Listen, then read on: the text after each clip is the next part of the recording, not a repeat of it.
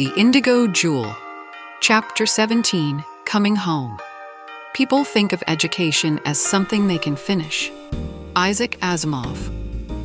When the ship Manasvita and her crew have been traveling in arrives at the planet of origin, they find a world that has returned to its pre-industrial state.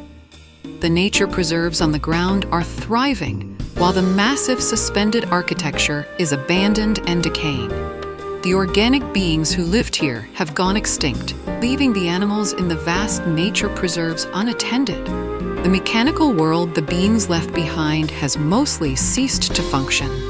But there is one intelligence located in the Great Convergence Hall that is still active. She has continued her mission of monitoring and assisting the jewels that are still operating, including the one now on her planet.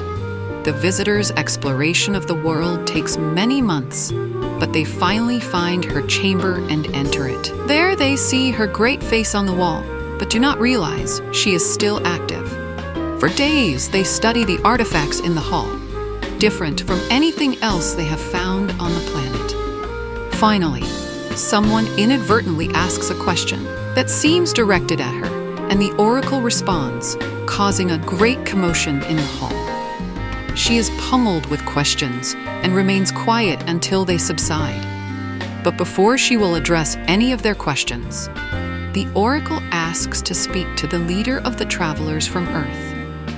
Manasvita is carrying the Indigo Jewel and is the only person who has any idea what has transpired and how they got here.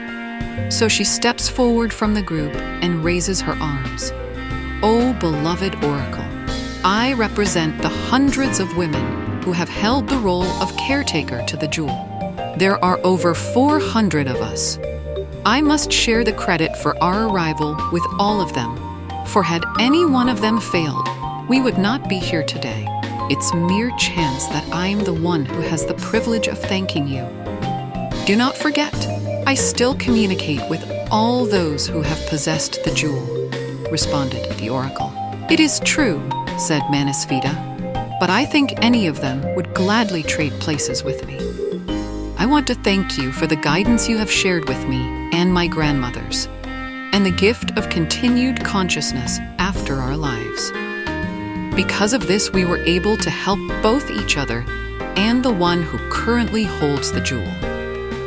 The continuing of our consciousness within the jewel is a privilege beyond anything we could have ever dreamed of. Should you want to continue your existence within the jewel, it is offered," replies the oracle. "However, there is one requirement. You must continue your lineage and do everything possible to help the fledgling human population as it learns to adapt to this planet.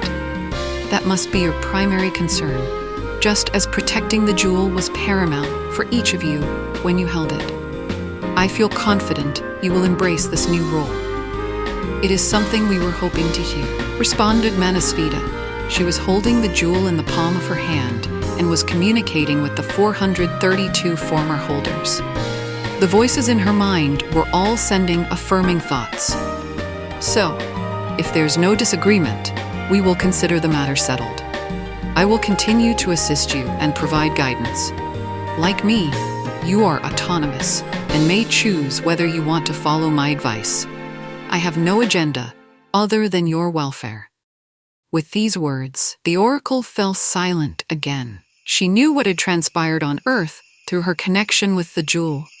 Her monitoring of the jewels on their missions would continue, and this partnership with the humans who also require her attention. She was up to the task. As for the fate of the planet's indigenous sentient beings, the oracle provided detailed documentation of the events leading up to their demise. This information could prove useful to the humans in the future, if only they pass it on from one generation to the next.